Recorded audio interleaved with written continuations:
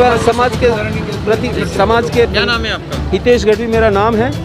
हितेश भाई, जो 15 दिन पहले डेट कस्टडी हुआ था, उसके बाद आज एक फिर डेट हो गया है, आप क्या कहना चाहेंगे सरकार को और क्या कहना चाहेंगे पुलिस पूरा डिपार्टमेंट को? सर, कहीं ना कहीं कुछ ऊंच नीच जातिवाद हो रहा है, ऐसा आपका कुछ मानना है? नहीं सर, समाज में ये स्पष्ट साबित हो रहा है कि एक ही छोटे समाज में बनी हुई घटना है जिसमें 2 आरोपी कस्टडी में ही डेथ हो जाए, 1 महीने के अंदर डेथ हो जाए। इसके बारे में न तो आज तक किसी भी सांसद, किसी भी एमएलए, विधान सदस्य ने कोई संवेदना जताई नहीं है। उसका मतलब होता है कि छोटी जाति को प्राधान्य मिलता नहीं है। ये लोकशाही का ये खून है।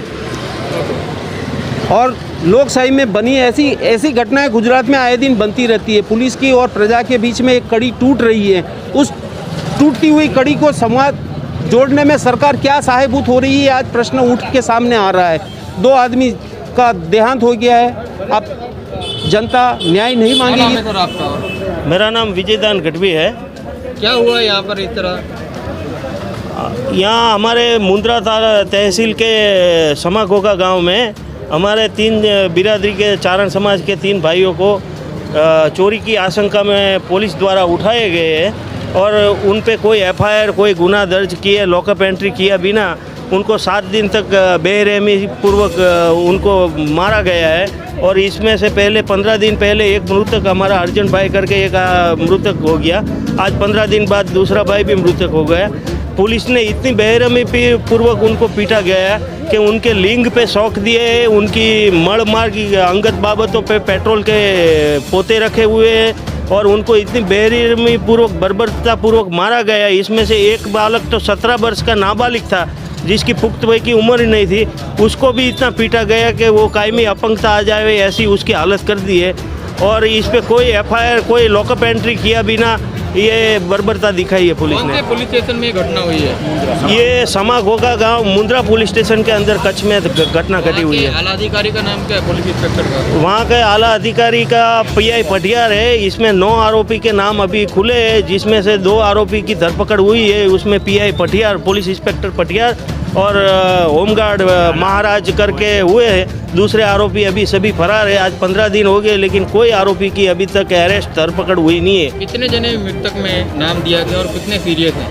मृतक में एक 15 दिन पहले पुलिस स्टेशन में ही मौत हो गई थी अर्जुन गढ़वी की। आज 15 दिन बाद हमारे एक दूसरे भाई हरजोग की भी मौत हो गई और एक सामरा गढ़वी जो नाबालिग है वो अभी अपंगता है और उसको भी बहुत इंजरी हुई है। वो अभी कच्छ में घर पर ही है। घर पर है। क्या मांग के चाहते हो सरकार से? और सरकार से हम यही मांग चाहते हैं, सरकार संवेदनशील सरकार का नारा लगा रही है लेकिन अभी तक हमारे चारण समाज के परिवार के साथ सरकार ने कोई संवेदना व्यक्त नहीं की है।